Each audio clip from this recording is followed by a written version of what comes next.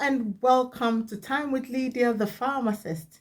Today I'm here to have a chat with you. I want us to talk about some signs and symptoms of cervical cancer that you can't ignore.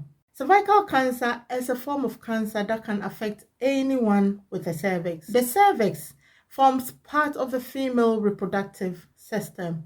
It is a very important part of the reproductive system. It is the opening between the uterus, that is the womb, and the vagina. Any part of the cervix can be affected by cervical cancer. Cervical cancer can affect people of all ages, but is common in women under the age of 45. It occurs as a result of abnormal cell changes in the cervix. And in the UK alone, every year, about 3,200 women are diagnosed with cervical cancer. Today, my main aim is for us to chat about the signs and symptoms of cervical cancer, because it's essential that when we develop these signs and symptoms, we report early to the doctor for early diagnosis and early treatment, because the earlier the treatment, the better the outcome. One of the ways that cervical cancer can be detected is through the smear test. So it is also essential that anytime you are invited for a cervical smear test, you fulfill the invitation, because the earlier the condition is detected, the better the treatment and the better the outcome.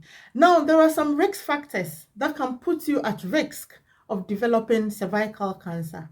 But the fact that you have these risk factors does not mean that you would develop cervical cancer. One common risk factor is an infection with the Human Papilloma Virus, or HPV.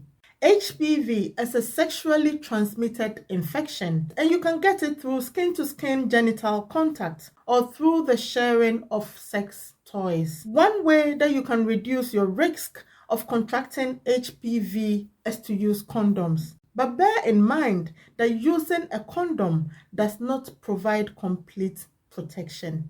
For some people, HPV will stay in the body with no symptoms, and the immune system will be able to fight it.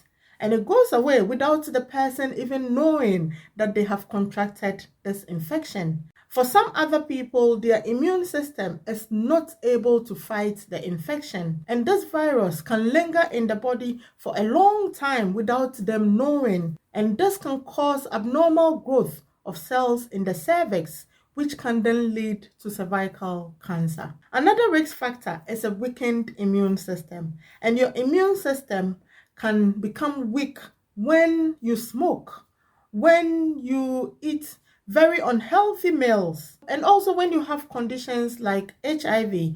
Your immune system can become weak because the HIV attacks the immune system. Another risk factor is the use of the contraceptive pill. When you use the contraceptive pill for more than 5 years, it can increase your risk of developing cervical cancer. Now, our highlight for today. Common signs and symptoms of cervical cancer include irregular bleeding, and that includes bleeding in between your periods, heavy bleeding, bleeding during sex and after sex, bleeding during the menopause. During the menopause, a woman is not meant to have any bleeding at all. But when you realize that you start bleeding during this period, then you know that it's time to speak to your doctor. Other symptoms include smelly vaginal discharge, frequent urinary tract infections, and tummy pain, as well as pain on your lower back. The fact that you have these symptoms does not mean that you have cervical cancer, but it is important that when you develop any of these symptoms, you check in with your doctor for a thorough check, because as I said earlier, the earlier the condition is detected, the better the treatment and the better the outcome. Some women find it very hard to go for such consultations and such checks, But I have a full video on how to overcome some of these barriers and some things that you can do to make it easier for you to visit your doctor and have a consultation. So please do check it out. I'm going to leave the link in the description box below. I hope this video is beneficial. Please don't go away without giving this video a thumbs up. Share with your family and friends. Leave your comments and your questions in the comment section below. If you haven't yet subscribed to this channel, please remember to hit on that subscribe button and also on the notification bell so you don't miss any of my informative content.